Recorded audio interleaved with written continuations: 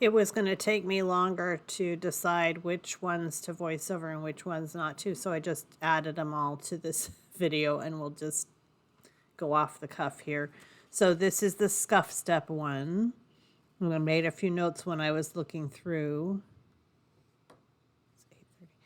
One thing I notice is that your start article is where all of your start articles will not cloth or leather. I realize the start will never be on hard surface, but I always go with the what is going to be the reason why it's going to be leather or cloth is the belief that that holds more scent for them. I like the fact that you started them all straight on, but I also want to be careful about that in the future so that we're not teaching her that she always just looks straight ahead of where you are. Not an issue for these, just something to note for later. You already mentioned in the very next video that you were aware that you gave her a lot of line here, and that amplifies her casting. So I'm not even really going to talk about that here. It's clear that she is tracking. She's just working to the edges of the scent. And the only thing I'm going to comment on about that, I like it when you stop when she changes her behavior and is working to the left or to the right. I don't care for it when you keep walking forward, even when she's not really walking ahead of you. We'll talk about that again later. So this is probably another place where I would have stopped until she was going directly forward again. And anytime you feed out line, you're going to want to catch back up on the line because otherwise you end up all the way at the end of the line. I really think it's unfortunate that all of these tracks were into the wind. I really would have much rather seen them with the wind because into the wind is actually harder for a dog who knows how to air scent and use that to their advantage. But despite the fact that it was difficult, she is looking for the track on the ground, and she can't help it when she's able to smell the article up ahead, and we can't blame her for that. She's doing just fine there. That was the most that of the notes that I had for this, so we'll go on to the next one.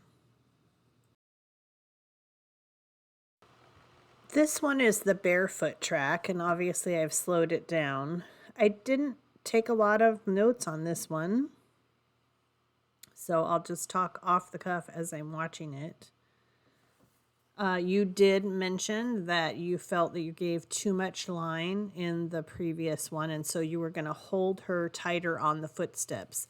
And I want you to start thinking about it differently. I want you to think about it as instead of you holding her to the track, I want you to start thinking about it as you interpreting her behavior and asking her questions through the line and through your handling, because she's giving you some really nice answers here. So I noticed also a pattern for her. She will often, after the start, go out, sometimes in the correct direction, sometimes not quite. And she needs a little bit of space, and then she kind of stops. Sometimes she shakes off. She'll cast around a little bit, and then she'll go. So I don't know, you're probably already aware of that, but that's a pattern for her, and it doesn't mean that she's not tracking. She just needs to settle herself in. She probably, or she may not need to do that as much on grass. I think on grass a couple times she peed near the start, which is perfectly fine in a tracking test, so no worries there. Here you do give her line, more line probably than I would have to start, and you realize it. And now you're going to start increasing your communication with her.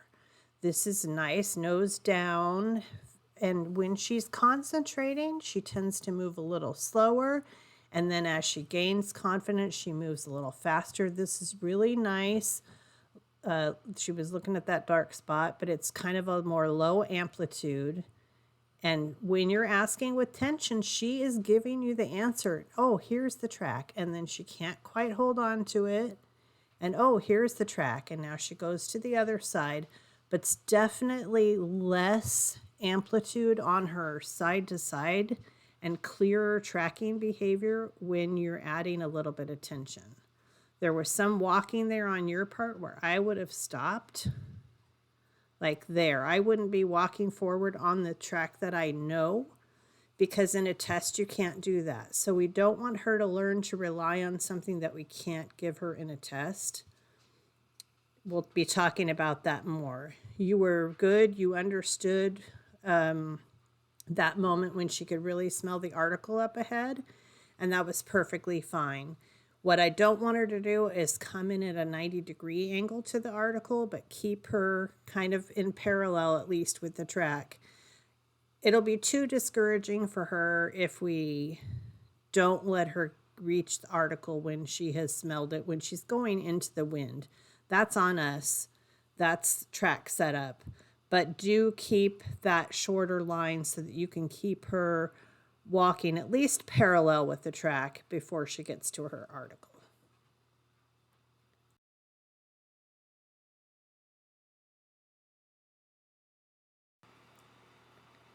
This one is your water track, and this one you said you weren't impressed with, but I want to point out one thing to you. You said that your water was not continuous. All of the other applications, barefoot, going out and back, double laying, those were all continuous. And for the water, for some reason, you decided to put gaps in. And that is a way of weaning off the water. But as I said in my class, that was a bad thing for my dog, Reese. He would treat each time where there was a gap of water as a transition and have to study and work that out. So I think it's an unfair comparison. Water is a pain in the rear to have to deal with. And like I said, I've gotten stopped by security more times for spraying water than anything else. I don't think it was that much better in all parts to say, oh, it has to be the one you turn to, but I do think it was an unfair comparison. I think for her, she might need it to be continuous with a finer and finer spray as you go along. So I just want to throw that out there. And here we're going to see the pattern again. I know she's got to pick up the article for you first, but she has to go out and get herself oriented before she can really get into tracking. And I think this is the one, or one of the ones, where you have a car go past. And, you know, that does things to the scent, especially while the fumes of the car and the swirling of the air is still going on at the time. There could have been lots of cars that drove over it when it was aging. We don't know.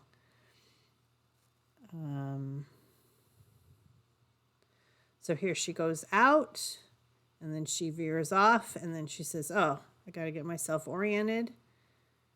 There's a shake off. It's fairly typical. There's the car. Okay. And now she circles back around, and she doesn't hook into it exactly right away, but that looks like the careful, slow tracking behavior, and I would step in behind and go with that. So what I'm seeing is I'm seeing you staying in the footprints, which we hadn't talked about this, so no worries there. But what I want you to be able to do is to make the training tracks be like what you're going to be like at a test. And at a test, you wouldn't know where the track was. You wouldn't know where to orient yourself. So you got to orient yourself to her. So this is beautiful. You have a little bit more line out than I might. You see her veering left, and you make a couple comments during this video of, I'm not going to allow that. And I want you to reframe that, or think about reframing that into, oh, her behavior has changed. I'm going to ask her. So you're asking with the line. I don't see her really pulling against you so hard, like, I want to do this and you're not letting me. Every time you say, I'm not going to allow that, and you've added a little tension to the line, she's been like, oh yeah, you're right. Yeah, that's not the answer. And that is something she can do for you in a test. Now, here again, I would get behind her. I would rather be parallel to the track with good, nice tracking behavior like that than to be casting back and forth all the time. I would just know if she had shifted a little bit to the left, I would just kind of keep my eyes peeled for an article to the right. But I don't think she's going to be missing very many articles. She's very article focused. Now, here again, I just kept wondering if every time she did this was where you had a gap in the water and she had to readjust. I don't know how big the gaps were. I don't know if you kept a record of where they were, but that was what was going through my mind each time she did one of those. I thought, I wonder if that's where the water ended or started. Those comments were most of my notes. Here, I would be, it looks like you are following her slightly off the track, which I love. And when you ask with tension, she gives a beautiful answer. Now, she doesn't hook in. I would like to see her improve her ability to hook into the track, but she does a very similar pattern that Ashton does, where he goes across it and then he comes and circles in front of me and goes again. Right now, I think this is wind, the wind pushing her. You're getting a little higher up, so she's probably getting a different wind pattern here. Could also be the cracks, as you noticed, or it could also be where you gave breaks in the augmentation. That's a nice little turn. She doesn't hold on to it. She keeps going left. I think she's just trying to sort things out. But what I love is the fact that when you're just saying, hey, I don't understand your body language, can you convince me? She goes, oh yeah, I need to get back over there to the left. I'm to the right of it now, or need to go to the right. I'm to the left of it. So I'm liking this. And again, I think it's unfortunate that they were all into the wind. Might have been a different story had they all been with the wind.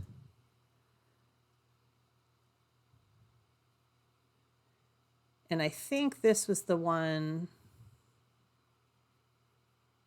where she shows article indication behavior pretty early. Now, I like this again. It's slow and steady. It's parallel to the actual footprints, but I would be getting over. I think you do get over once. You commented on it in the video, and she didn't hook right back in. She did drift back over to the track and then cross to the other side. Not at this point. But I would still work on changing that as your handling. You still will know where it is, but I would like to see you when she's parallel with the track, like she has been sometimes on this one, that you actually get behind her. And then when you see the side of her body, you might give her a little tiny bit of line, but then you're going to ask, why am I seeing the side of your body? When you're tracking, if I see the side of your body, it's either a turn that keeps going or you're just casting around and you need to work something out. So then you would stay still when that's happening. See, you ask and she says, no, it's up there. She's starting to work the article already and you're aware of that.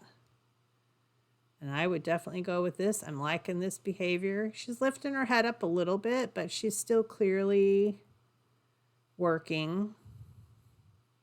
She's not just searching. She's noticing ahead of herself. And I like the fact that she got back in line with the track here. And she's drifting off a little bit. Now she's really turning on the afterburners and going up to that article, which is great. I don't have any problem with that at all. She's not coming in at it from the side.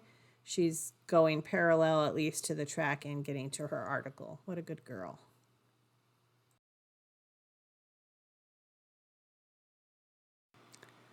This one is the down and back augmentation, and it's playing at a little bit faster speed because I don't think I have as much to say about this since we decided this isn't the augmentation you want to use. I took a few notes when I first, or third time I watched it, I think, that her tracking behavior is more studious at first and then builds speed when she has a bit more confidence. And I made a note to myself to say that we want to make sure that you aren't anchoring her to the track, because you won't be able to do that in a test. We're going to make sure her behavior is anchoring you to the track. So even though I asked you to keep her close, her behaviors are showing me that she is ready for you to start giving her the responsibility instead of you keeping her on the track. So even on your training tracks, I would like to see you move to more of not complete freedom, not just go out there and do whatever you want. But I expect this type of behavior when you're on track. And when I don't see that, I'm going to ask you with the line. And then I'm going to support you when it appears that you are concentrating and working on the track and showing me tracking behavior. So once we get going here, I'll try to point out the times when I might stop, the times when I would be behind her instead of on the footsteps as I know them. So here again, she goes out. I do think she was, doing her typical start. She's excited to get going, and then she realizes, oh, I gotta orient myself here a little bit. I would be, anytime she's curving around, I would be taking in line. I think you are there because it's never reached the ground yet. This is good. She does her shake off. Okay, now she's really ready to start. She's being slow and careful. A little bit slower because it is slowed down a little bit. And now she's drifting off to the right. You ask again, she's going to come work it again. That was a great answer.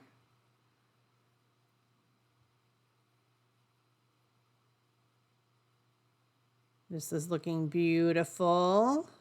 She's starting to believe herself more. She's starting to speed up a little bit.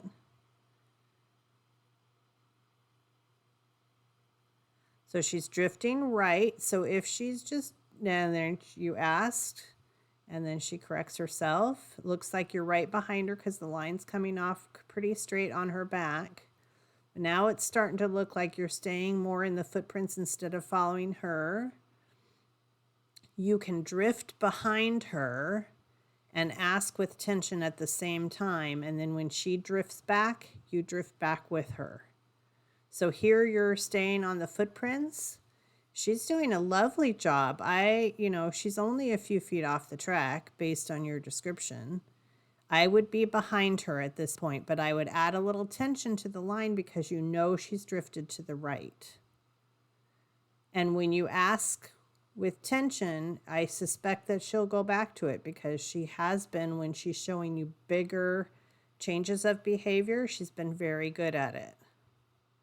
I love the fact that you recognize this transition, and this is a place where I might stop and feed line when I see her wanting to go further. This could be a turn, right? You don't know. So you want to let her get to the other side of that transition and see if you still see tracking behavior. So I wouldn't be walking forward yet necessarily. And then once she just said, oh yeah, it really does go on here, then I would move forward on my line, catch up with her. I forget what you're telling me here. Oh, I think you said this was all in shade when you laid it. Now there was a little acceleration on her part. She's feeling good about it. I can see why you like this augmentation because she's pretty strong on this track, but I just don't like it for the reasons that we've already talked about. I mean, I like her tracking. I just don't like the idea of setting her up to follow both directions at the same time. That's pretty classic behavior for her. Checking both directions, circling around. I think she's already starting to pick up on the article smell, but I love the fact that she is willing to stay near the footprints to get there.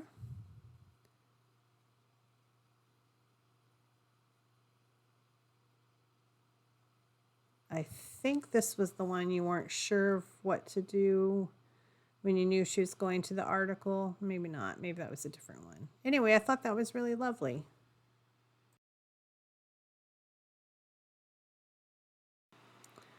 Last one here. This is the double laid in the same direction track. And you have another vehicle coming by.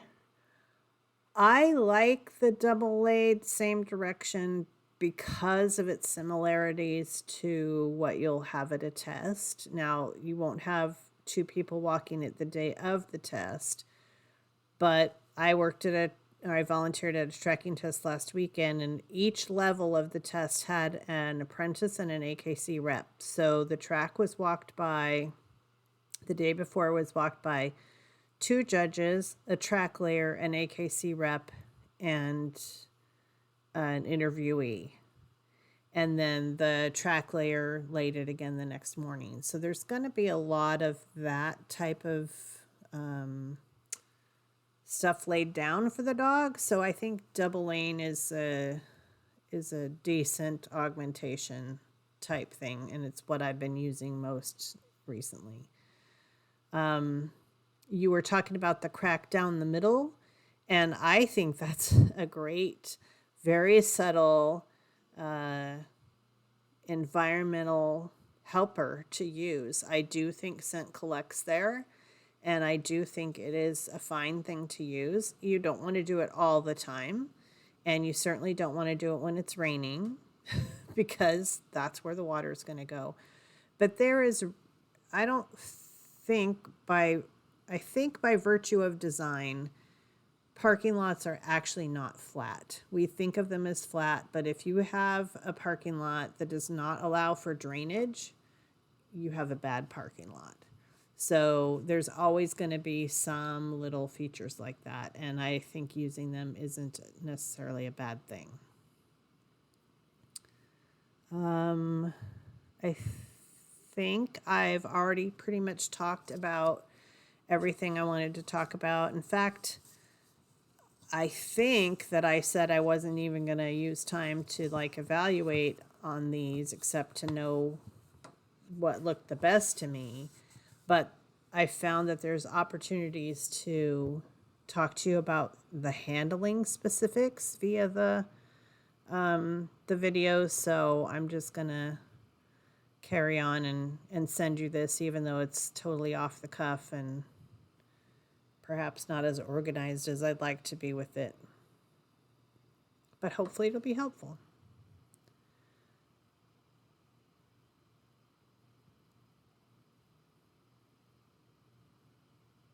I have had problems with the dog in the past, not wanting to start on a track when I didn't give them food. If that had been the pattern, you didn't mention that was a problem at the test.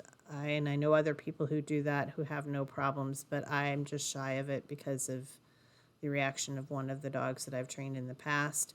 It was a very brief pause on her part. She looking pretty confident with this.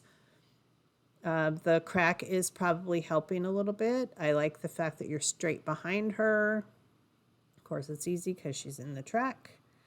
Now she's starting to veer to the right a little bit, so I would either slow down and stop or drift with her and while I'm slowing down. But I love the fact that she does come back to the track. Now she'll often overshoot and double check the other side before she can say, yeah, so she gets a little caught up swinging side to side. So I'd say there's a skill there that would help her have to do less effort if she was able to get back to the track and hook into it. So she's coming from right to left and intercepting the track to be able to turn right into it.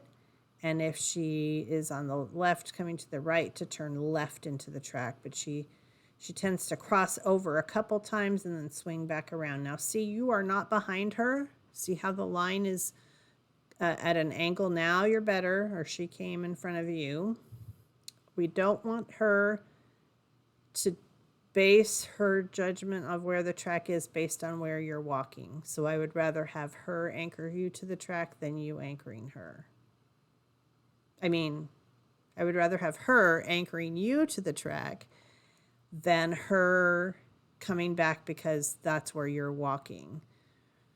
So I think she did smell that trash. She knows it's really not your article.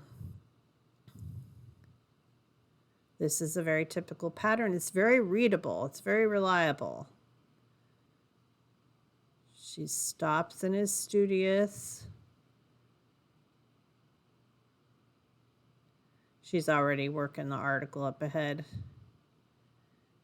But I love the fact that she's willing to track, and look at how nice and steady she is.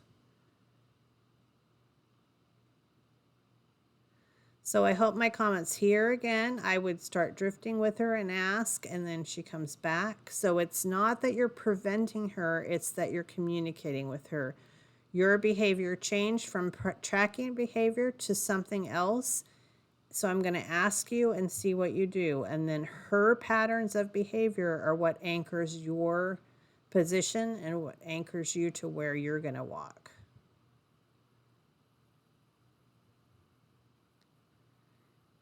And yes, she is air scenting the article. And this I would have gone with.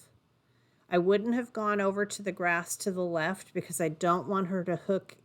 I don't want her to get to the article from a direction that is different than what the track is leading up to the article. But if she's paralleling the track, I would go with that just so that I'm not going to frustrate her too much. And that's fine. That's good. She's focused. You want the good article indications.